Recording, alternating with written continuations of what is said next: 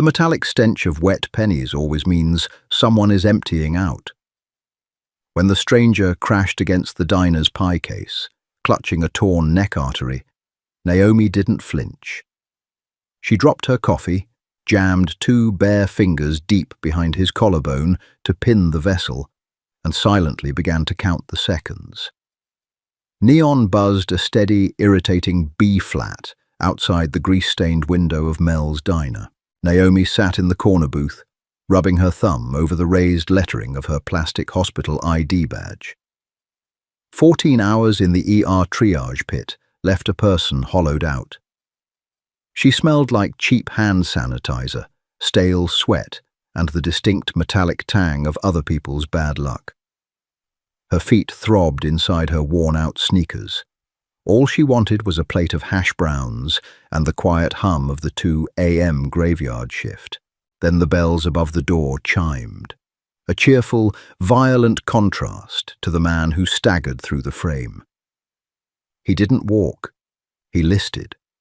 A heavy-set man in a dark rain jacket, clutching the right side of his neck. Rainwater dripped from his boots, but the puddle forming around his feet wasn't clear. It was black in the dim light. Viscous. Naomi didn't move immediately. Her brain, sluggish with exhaustion, tried to categorize him. Drunk? Mugging victim? But then he coughed, a wet, rattling sound that bypassed her conscious mind and tripped a wire deep in her brainstem. He pitched forward, taking a bar stool down with him. The crash was deafening. The lone waitress, a teenager named Chloe, dropped a ceramic mug. It shattered. Naomi was out of her booth before she made the decision to stand. "Call 911, Naomi snapped, her voice devoid of any bedside manner. It was a flat, abrasive bark. She slid to her knees beside him. The linoleum was already slick. The man was convulsing, his hands weakly pulling at his collar. Naomi shoved his hands away. They were massive, calloused, and fought back with a sudden, delirious strength. He groaned, a feral sound, and tried to swing a heavy fist at her face. Combat reflex, Naomi thought automatically. He thinks he's still in the fight. "Hold still, you idiot," she muttered, dodging the wild swing. She slammed her forearm down across his sternum, pinning him with her body weight. She ripped his jacket open. The wound wasn't pretty. It wasn't a clean knife slice. It looked like a jagged tear, tearing through the trapezius and diving deep toward the chest cavity. An arterial spray hit her cheek. Warm, sticky, the subclavian artery. It was tucked deep behind the collarbone, feeding the arm, bleeding out at a catastrophic rate. If she just pressed a towel to it, he'd be dead before the dispatcher even answered the phone. Direct pressure wouldn't work. The bone was in the way. "I need towels," Chloe shrieked from the counter. "Too late," Naomi grunted. She had to clamp the artery against the first rib. Blind. Naomi shoved 2 fingers into the torn meat of his shoulder, ignoring the slick, warm slide of tissue and fat. She dug deep, hooking behind the clavicle. The man roared, a raw, agonizing sound of pure pain, and bucked beneath her. "Stay down!" Naomi threw her left knee onto his uninjured shoulder, grinding her weight into him to keep him flat. It wasn't gentle. It wasn't healing. It was brutal, mechanical leverage. Her fingers found the pulse point. She pressed down with everything she had, grinding the severed vessel against the hard ridge of the rib. The bleeding slowed to a sluggish ooze. "Okay," Naomi breathed, a drop of sweat stinging her eye. "Okay, I got it." But her hand was already cramping. The human hand isn't designed to hold that much localized pressure for long. Her knuckles screamed. She looked at the diner clock above the grill. 2:14 a.m. The man stared up at her. His eyes, previously wild and unfocused, suddenly sharpened. The delirium broke for a fraction of a second. They were cold blue, taking in her face, the angle of her arm, the precise, unyielding pressure of her fingers. "Who?" he croaked, blood bubbling at the corner of his mouth. "Shut up," Naomi said. She didn't offer a reassuring smile. She didn't tell him he was going to be fine. She just watched the clock. The second hand swept past the 12. 1 minute. Her forearm burned.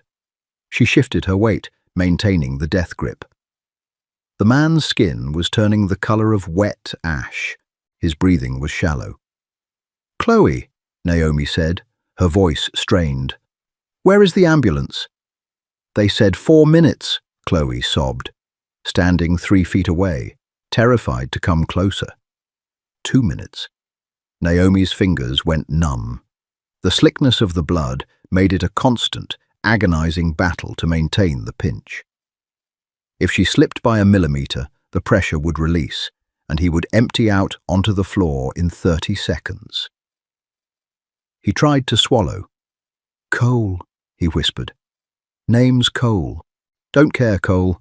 Conserve your oxygen," Naomi replied. Her knees ached against the hard floor. The smell of the blood was overpowering now, masking the scent of the diner's old frying oil.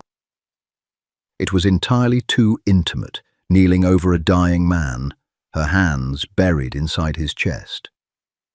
3 minutes. Her wrist started to shake. "Come on, hold it. Lock the elbow. Lock the damn elbow." She leaned entirely on that one arm, turning herself into a human tourniquet. She felt the heavy, thudding vibration of his heart, fighting to keep pumping through the pinched artery. It felt like holding a live wire. Sirens wailed in the distance, cutting through the drumming rain. 4 minutes. The diner doors burst open, paramedics spilled in, dragging heavy bags. They froze for a half-second, taking in the scene, the blood-soaked floor, the shattered mug, and the exhausted woman practically sitting on the victim, her hand buried up to the knuckles in his shoulder. "Subclavian tear," Naomi stated, her voice tight, devoid of emotion. "I have it clamped against the first rib. I need a hemostat. I can't hold it much longer." The lead medic blinked, breaking out of his stupor. He didn't question her. He tore open a pack, handing her the steel clamps. "On 3, Naomi said. "I release, you go in blind, hook right. Ready?" "Ready." She pulled her hand out. The blood immediately surged, a red geyser, but the medic was fast. He clamped the vessel. The bleeding stopped. Naomi rocked back on her heels. She stared at her right hand. It was stained crimson, shaking violently, covered in a stranger's life. She didn't feel heroic. She just felt deeply, profoundly tired. "Good job, nurse," the medic tossed over his shoulder as they loaded Cole onto the stretcher. Naomi wiped her bloody hand on her jeans, leaving a dark smear. She looked at her cold coffee on the counter. "Yeah," she muttered. "Great."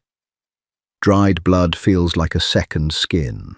It tightens as it oxidizes, pulling at the tiny hairs on your arms, turning into an itchy brown crust. Naomi sat in the sterile interrogation room of the 4th precinct, picking at the rim of a styrofoam cup. The coffee inside tasted like burnt battery acid. It had been 3 hours. The local cops had taken her statement, looked at her scrubs and her ID, and patted her on the back. "Right place, right time," they said. "Lucky guy." They told her she was free to go. Then a pair of dark SUVs had rolled into the precinct parking lot. And suddenly, she wasn't free to go anymore. The heavy metal door clicked open. 2 men walked in. They didn't look like local detectives. They wore suits that fit tightly across the shoulders, and they carried the quiet, heavy arrogance of federal authority. They smelled faintly of dry cleaning fluid and expensive aftershave. The older one dropped a manila folder onto the metal table. It landed with a definitive smack.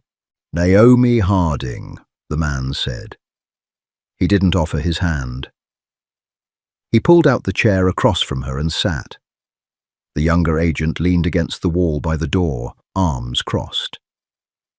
"Am I under arrest?" Naomi asked. Her voice was scratchy. She desperately wanted a cigarette, a habit she'd supposedly kicked 5 years ago.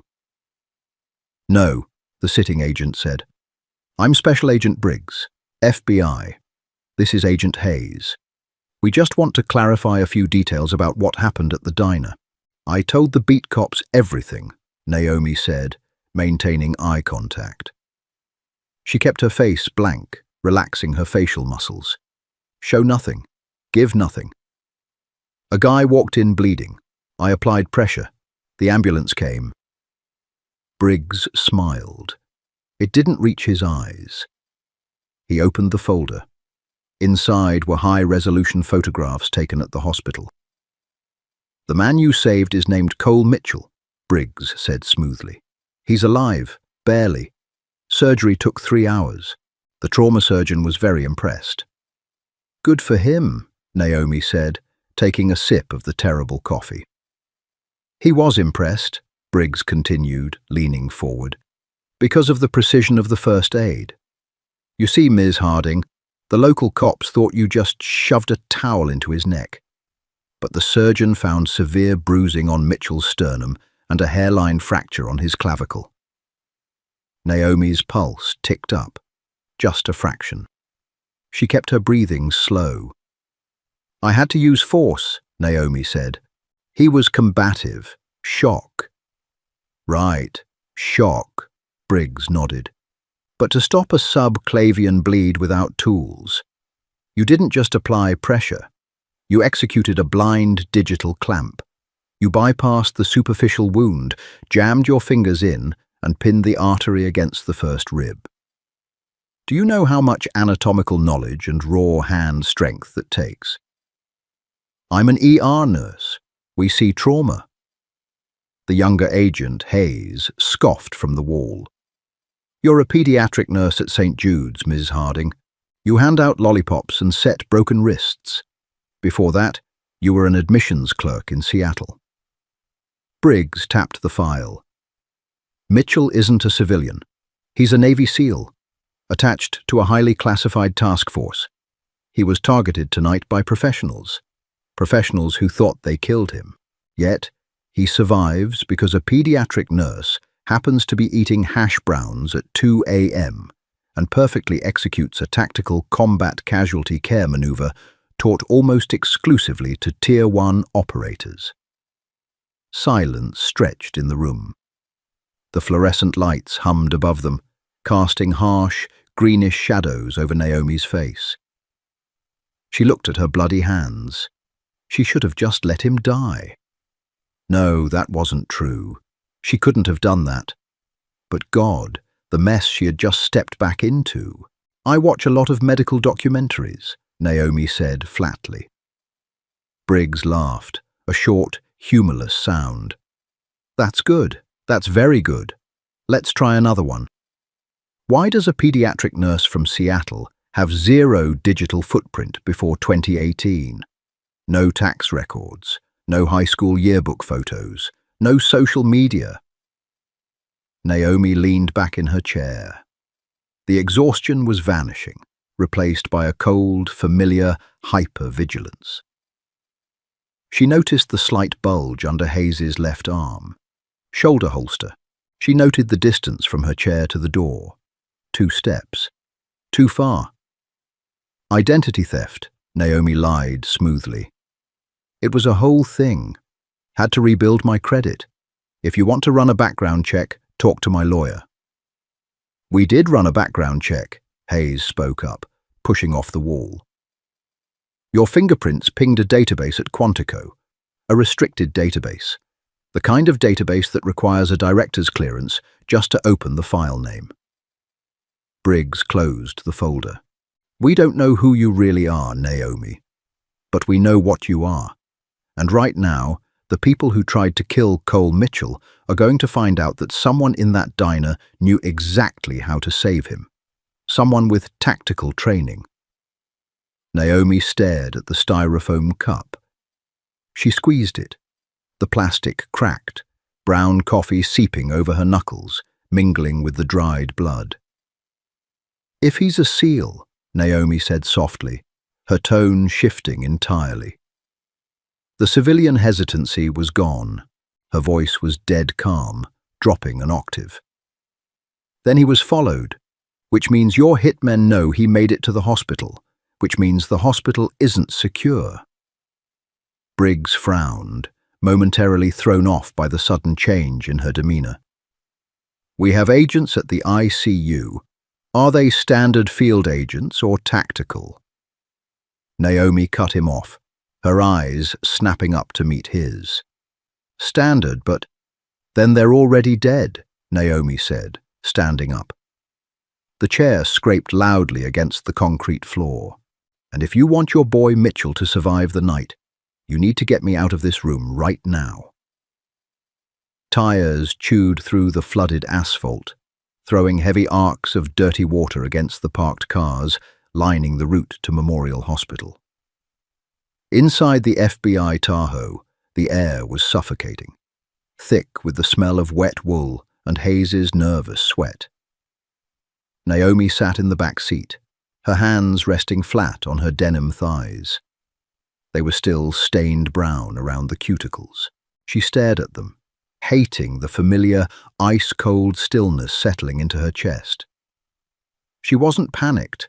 That was the worst part. She missed the panic. Panic meant you were normal. Panic meant you were a civilian whose brain didn't automatically start calculating angles of fire through the windshield, or noting that Hayes hadn't chambered a round in his Glock yet. "Call your men," Naomi said. Her voice was a flat, abrasive rasp over the hum of the engine. Briggs navigated a hard right turn, his jaw clenched tight. "I've been trying. They aren't picking up. Radio silence." "Then they're dead," Naomi stated. It wasn't an accusation. It was a clinical assessment. Standard field agents sit outside the door. They drink coffee. They look at their phones. A tactical team doesn't engage them. A tactical team walks past them in scrubs with a suppressed pistol wrapped in a towel. They probably didn't even hear the footsteps. Hayes twisted in the passenger seat, his face pale under the passing streetlights. "You don't know that. It's a crowded ICU." "It's 3 a.m., Naomi corrected him. "I see us are ghost towns at this hour. Skeleton crew. Half the nurses are charting in the break room. The lights are dimmed to let the patients sleep." Briggs slammed the brakes. The Tahoe skidded to a halt in the red emergency loading zone, the tires shrieking against the wet concrete. Naomi was out the door before the vehicle fully rocked back on its suspension. The cold rain hit her face, a sharp, stinging contrast to the stifling car. She bypassed the main trauma doors, cutting hard left toward the loading dock. "Hey!" Hayes yelled, struggling to unbuckle his seatbelt. "Harding, stop!" She didn't stop. She knew Memorial's layout. Every hospital had the same architectural flaws. The service elevators for bio-waste and laundry bypassed the front desk and opened directly into the sterile corridors. She hit the metal pushbar of the service door, slipping inside.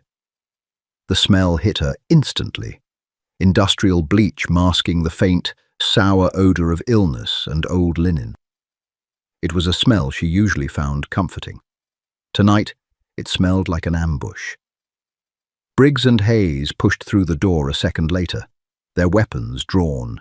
The metallic clack of Hayes, racking his slide, echoed down the concrete hallway. "Put that away before you shoot a janitor," Naomi whispered harshly, stripping off her wet jacket and letting it drop to the floor. "Keep your weapons low. We take the stairs, 3rd floor, west wing." They climbed. The stairwell was dead silent, save for the heavy, syncopated thud of their boots on the metal grating. Naomi's quads burned. a dull ache radiating from her previous marathon shift in the ER triage. But her breathing remained completely controlled. 4 seconds in, 4 seconds hold, 4 seconds out. The tactical breathing was involuntary, a phantom reflex from a life she had spent 5 years trying to bury under pediatric charts and Disney-themed Band-Aids. They reached the third-floor landing. Naomi held up a fist. Briggs and Hayes stopped behind her. She pressed her ear against the heavy fire door. Nothing. Just the faint, rhythmic beep of a cardiac monitor, echoing from somewhere down the hall. Naomi pushed the door open an inch. The corridor was bathed in the sickly yellow glow of emergency lighting. At the far end, outside, room 312, 2 men in dark suits sat in plastic waiting chairs. Their heads were tipped back against the drywall. From a distance, they looked asleep. Naomi didn't need to get closer to see the dark, pooling shadow spreading on the linoleum beneath their chairs. "You're men!" Naomi breathed, pushing the door open wider. Briggs swore under his breath, raising his weapon. He moved past her, his training kicking in, slicing the pie around the corner. Naomi didn't look at the dead agents as she stepped into the hall. She was already scanning the rooms. Room 312's glass door was slid shut. The privacy blinds were drawn. Naomi moved fast. She didn't draw a gun. She didn't have one. Instead, as she passed a crash cart in the hallway, she grabbed a heavy, solid steel oxygen cylinder from its bracket. It weighed 12 pounds. Cold. Unforgiving. Briggs reached for the handle of 312. "Wait," Naomi hissed. But Briggs was already sliding the door open, leading with the barrel of his Sig Sauer. The room was pitch black, illuminated only by the pulsing green lines of the life support machines. Cole lay on the bed, a massive grid of tubes taped to his chest. Beside the bed stood a man in green surgical scrubs. He wasn't checking an IV. He was plunging a massive syringe full of clear liquid, likely potassium chloride, untraceable and lethal, directly into Cole's central line. "Federal agents, drop it!" Briggs roared. The man in scrubs didn't flinch. He didn't drop the syringe. With terrifying speed, he spun, dipping under Briggs's line of sight, and fired 2 silenced shots from a weapon hidden beneath a clipboard. "Thwip! Thwip!" Briggs grunted, stumbling backward into the doorframe, a bloom of red erupting on his shoulder. Hayes shouted, raising his gun, but the assassin was already moving, closing the distance to the doorway to trap them in the fatal funnel. Naomi didn't shout. She didn't freeze. As the assassin stepped into the doorway, perfectly framing himself to execute Hayes, Naomi swung the oxygen cylinder with every ounce of raw, unpolished kinetic force in her body. She didn't aim for the head. It was too small a target. She aimed for the center of mass. The heavy steel tank connected with the assassin's ribcage with a sickening, wet crunch. The man was thrown sideways into the hallway wall, his weapon clattering across the slick linoleum. But he didn't stay down. The professionals never did. He rebounded off the drywall, spitting blood, his eyes locking onto Naomi with dead, shark-like calculation. He lunged at her, pulling a fixed-blade combat knife from his waistband. Naomi dropped the heavy tank, it was too slow for close-quarters grappling, and stepped into his guard, a desperately dangerous move. She caught his knife wrist with her left hand, digging her thumb viciously into the median nerve, and drove her right elbow upward, smashing into his throat. It wasn't a clean, cinematic fight. It was an ugly, desperate brawl in a sterile hallway. They crashed into the crash cart, sending defibrillator paddles, plastic-wrapped syringes, and sterile gauze scattering across the floor. The assassin was stronger, his bulk pressing her down, the point of the blade trembling inches from her collarbone. Naomi smelled the stale tobacco on his breath. She felt the hot spray of his saliva on her cheek. Her boots slipped on the loose medical supplies. I am not dying in a hospital hallway, she thought. Not again. She abandoned her grip on his wrist, letting the knife plunge down. As it descended, she twisted her torso violently to the side. The blade tore through the fabric of her scrub top, slicing a shallow, burning line across her ribs. Ignoring the searing pain, Naomi used the momentum to sweep his leg. They went down together in a tangled heap of limbs. She landed on top. Before he could retract the blade, she grabbed the heavy plastic casing of the defibrillator unit that had fallen beside them. She didn't turn it on, she just lifted it by the handle and brought it down like an anvil onto the bridge of his nose. The bone shattered. The man went entirely limp, his eyes rolling back in his skull. Naomi sat on his chest for a long, agonizing second, her chest heaving. The adrenaline peaked and immediately began to crash, leaving behind a violently cold sweat. Her hands were shaking so badly she could barely uncurl her fingers from the defibrillator handle. She rolled off him, gasping for air, her back hitting the hallway wall. "Jesus Christ," Hayes whispered, lowering his gun. He was staring at her, wide-eyed, ignoring Briggs, who was bleeding against the doorframe. Naomi spat a wad of copper-tasting saliva onto the floor. She pressed her hand to her side. It was bleeding, but it wasn't deep, just enough to ruin the shirt. She slowly forced herself to stand, her knees protesting loudly. She looked down at the assassin, then over at Briggs. "Told you," Naomi panted, her voice cracking. Standard agents, dead. The ICU room was eerily quiet, save for the rhythmic hiss of the ventilator. Naomi stood over Cole's bed. She checked the central line, confirming the assassin hadn't managed to push the lethal dose of potassium. The SEAL was deeply unconscious, his skin pale against the stark white sheets, oblivious to the fact that he had almost died twice in the span of 4 hours. She adjusted his blanket. It was a stupid, domestic gesture, completely at odds with the blood soaking into her own shirt. "He's stable," Naomi said, without turning around. Behind her, Briggs was sitting on a rolling stool, letting Hayes tightly pack gauze into the through-and-through bullet hole in his shoulder. Briggs winced, but his eyes never left Naomi. "You broke that man's facial structure into puzzle pieces," Briggs said, his voice tight with pain. "With a piece of medical equipment."